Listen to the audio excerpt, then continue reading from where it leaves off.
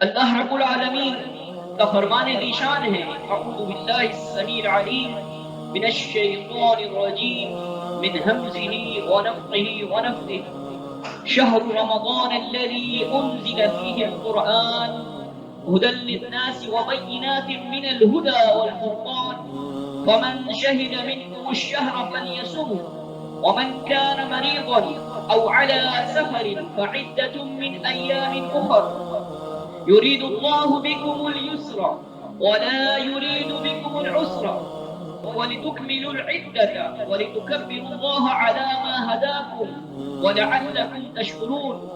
سورۃ البقرہ نشان آیا 185۔ رمضان ہی کا مہینہ ہے جس میں قرآن نازل کیا گیا، وہ قرآن عزیز جس میں تمام لوگوں کے لیے رہنمائی ہے اور جس میں ہدایت اور حق و باطل میں امتیاز پیدا کرنے کے واضح دلائل ہیں۔ لہذا جو شخص اس مہینے کو پائے اسے چاہیے کہ وہ روزے رکھے، اور جو مریض ہو یا مسافر ہو تو دوسرے ایام میں روزے رکھ کر ماہ رمضان کی گنتی پوری کر لینی چاہیے۔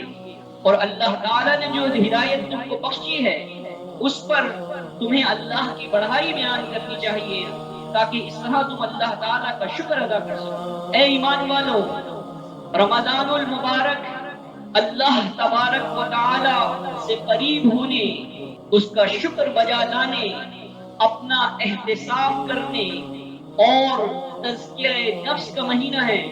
قرآن مجید اللہ تعالیٰ کا اپنے بندوں پر انعام ہے، جبکہ اللہ عز و جل کے بندوں کی جانب سے روزہ رکھنا بندگی کے عملی اعتراف کا نام ہے۔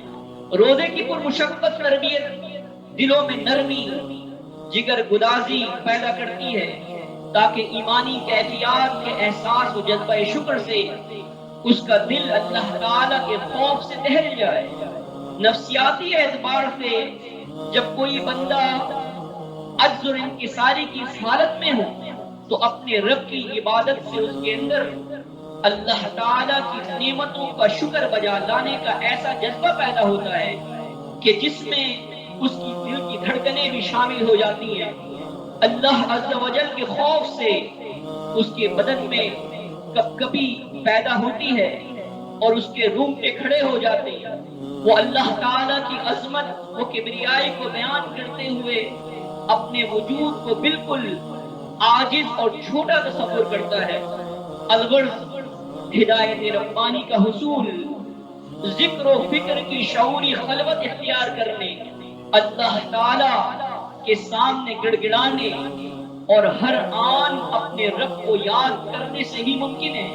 لہذا اس مقدس مہینے میں سوشل میڈیا کے ہنگاموں، ٹی وی پروگرامز کے شور و غل، بلا مقصد انٹرنیٹ پر سرفنگ یا چیٹنگ، فیس بک پر تضییع اوقات، واٹس ایپ کے بے ہنگم پیغامات اور ویڈیوز سے اللہ کے لیے اپنے آپ کو دور رکھیں۔